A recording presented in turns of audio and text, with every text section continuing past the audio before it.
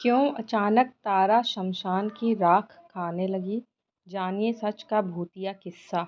ये कहानी है मेरे पड़ोस में रहने वाली लड़की तारा की। मेरा गांव बहुत विकसित नहीं था। मेरे गांव के लोग सिर्फ खेती बाड़ी ही किया करते थे। गांव में किसानों को अपने खेतों का बहुत ध्यान रखना पड़ता था क्योंकि खेतों में कभी भी कोई भी जानवर घुस के फसलों को खराब कर देता था। तारा के पिताजी भी किसान थे। कुछ महीनों पहले की बात है, तारा के पिताजी को किसी काम से दूसरे गांव जाना पड़ा तो वे खेतों का ध्यान रखने के लिए तारा को कह गए थे। पिताजी के जाने के बाद दोपहर के वक्त तारा अपने आंगन में बैठ के खाना खा रही थी, तभी गांव में शोर मचने लगा कि खेतों में जानवर घुस गए हैं और फसल बर्बाद कर रहे हैं। शोर को सुनते ही तारा अपना खाना वहीं छोड़कर अपने खेतों की तरफ भागती है। लेकिन 1 घंटा हुआ, 2 घंटे हुए, 3 घंटे हुए, तारा का कोई अता पता नहीं था। शाम होने को आई थी पर दोपहर की गई, तारा अब तक घर लौट के नहीं आई थी। शाम को जब तारा के पिताजी घर आए तो तारा की माँ ने सारी बात बताई। तारा के पिताजी मेरे पिताजी और गांव के 2-4 लोगों के लेकर तारा को ढूंढने अपने खेतों की तरफ गए। काफी देर ढूंढने के बाद तारा बेहोशी की हालत में खेत के आखिरी कोने में पड़ी मिली। तारा के पिताजी तारा को उठाकर अपने घर ले आए। थोड़ी देर बाद जब तारा को होश आया तब वो अजीब तरीके से बात करने लगी, मानो वो तारा नहीं कोई और हो। ये तो छोड़िए, बल्कि उसे 4-4 हटे कट्टे आदमियों ने पकड़ कर रखा था, पर तारा ने उनको भी इस तरीके से धक्का दिया मानो कोई छोटा सा बच्चा हो। तारा के इस रूप को देखकर सब भयभीत थे। मेरे दादाजी भी वही खड़े ये सब देख रहे थे। उनको समझ आ रहा था कि हो ना हो यह कोई ऊपरी चक्कर है। मेरे दादाजी अपने घर में जाते हैं और कुछ अंगारा या राख जैसे कुछ लेकर आते हैं और तारा के माथे पर लगाते हैं, जिससे तारा धीरे धीरे नॉर्मल हो जाती है। मेरे दादाजी तारा के पापा से बोले कि कल वो एक सिद्ध बाबा को बुलाएंगे क्योंकि उन्हें ये कुछ ऊपरी चक्कर लग रहा है। तारा के पापा अपनी बेटी के इस हाल पर हैरान परेशान थे। वे भी मेरे दादाजी की बात से सहमत थे कि हो ना हो कोई जिन प्रेत आदि का चक्कर है। मेरे दादाजी तारा के पापा से कहते हैं, कल तारा को घर से बाहर कहीं जाने मत दीजिएगा। अब दूसरे दिन की सुबह होती है, सब नहा धोकर तैयार हो जाते हैं। तारा को सख्त हिदायत दी जाती है कि वह बाहर कहीं भी न जाए। तारा सबकी बात मानकर सुबह से घर में ही रहती है। सब लोग दोपहर का खाना खा लेते हैं और तारा की कोई प्रतिक्रिया ना देख निश्चिंत होकर लेट जाते हैं। इसी मौके का फायदा उठाकर तारा घर से बाहर निकल जाती है। कुछ देर बाद तारा के पिताजी की आंख खुलती है और वो देखते हैं कि तारा तो घर में नहीं है। वो दौड़कर सभी लोगों को जमा करते हैं और सभी लोग तारा को ढूंढने लगते हैं। तारा को ढूंढते ढूंढते लोग गांव से थोड़ी दूर पहुंच जाते हैं। तब वहां पर उनको कुछ लोग मिलते हैं जो तारा को पहचानते थे। वो बताते हैं कि तारा अभी अभी नदी के पास गई है। सब लोग दौड़कर नदी के पास जाते हैं। वहां पर वो लोग जो देखते हैं उसे देखकर उनके रोंगटे खड़े हो जाते हैं। दरअसल नदी के पास एक शमशान घाट था। तारा उसी शमशान घाट में बैठकर अपने पूरे बाल खुले करके वहां के मरे हुए लोगों की राख खा रही होती है। तारा के पिताजी इसे देखकर विश्वास ही नहीं कर पा रहे थे कि ये उनकी बेटी तारा है। जैसे तैसे तारा को अपने घर लाया जाता है। शाम को सिद्ध बाबा आते हैं जिन्हें मेरे दादाजी ने बुलाया था। सिद्ध बाबा तारा को देखते ही समझ जाते हैं कि तारा के ऊपर कोई जिन आ गया है। सिद्ध बाबा हवन वगैरह करते हैं। हवन के बीच में ही तारा मर्द की आवाज में कुछ बड़बड़ाने लगती है। बाबा तारा से पूछते हैं कि तू कौन है और तारा को क्यों अपने वश में कर रखा है। तब तारा के ऊपर जो जिन था वो बताता है कि ये लड़की खेतों में खुले बाल करके आई थी और मुझे ये पसंद आ गई है। मैं एक जिन हूँ, मुझे तू तो क्या कोई भी इस लड़की से अलग नहीं कर पाएगा। मैं इसको अपने साथ लेकर जाऊंगा। अगर किसी में हिम्मत है तो रोक लो, और हंसने लगता है। सिद्ध बाबा तारा की शुद्धि करते हैं। फिर तारा को एक ताबीज़ गले में पहनने के लिए और हाथ में बांधने के लिए एक मंत्रित धागा देते हैं। तारा तावीज़ और मंत्रित धागे की वजह से नॉर्मल हो जाती है।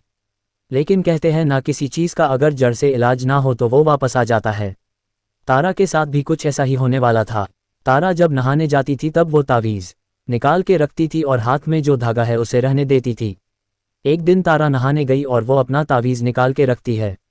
नहाते वक्त उसके हाथ से धागा भी गिर जाता है और जिसका डर था वही होता है। तारा के ऊपर फिर से जिन हावी हो जाता है। बिना किसी को कुछ भी बताए तारा बाथरूम से निकलकर घर से बाहर चली जाती है। ये बात उस वक्त किसी के ध्यान में नहीं आती। तारा के पापा जब नहाने के लिए जाते हैं तब उनकी नज़र उस तावीज़ और उस धागे पर पड़ती है। वो समझ जाते हैं कि कुछ तो गड़बड़ है।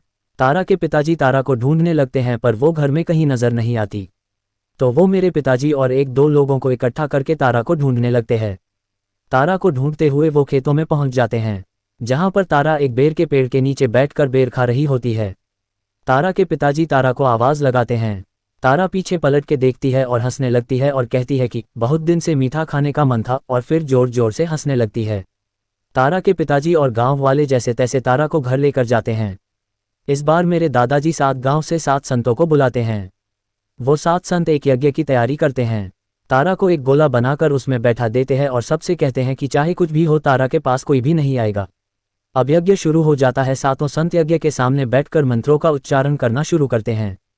जैसे जैसे यज्ञ आगे बढ़ने लगता है वैसे वैसे तारा जोर जोर से चीखने लगती है।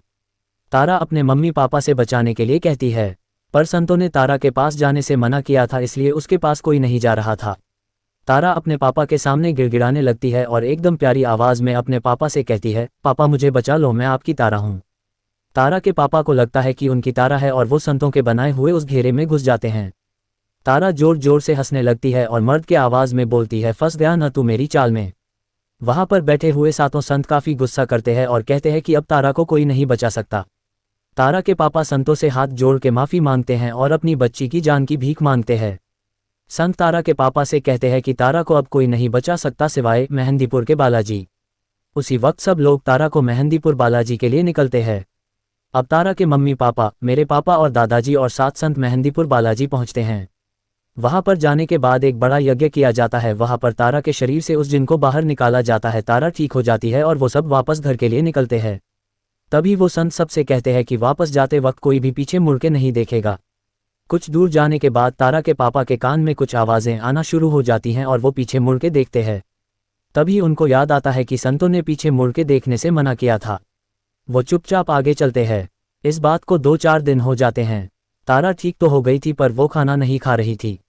उसके घरवाले उसे लिक्विड वगैरह दे रहे थे।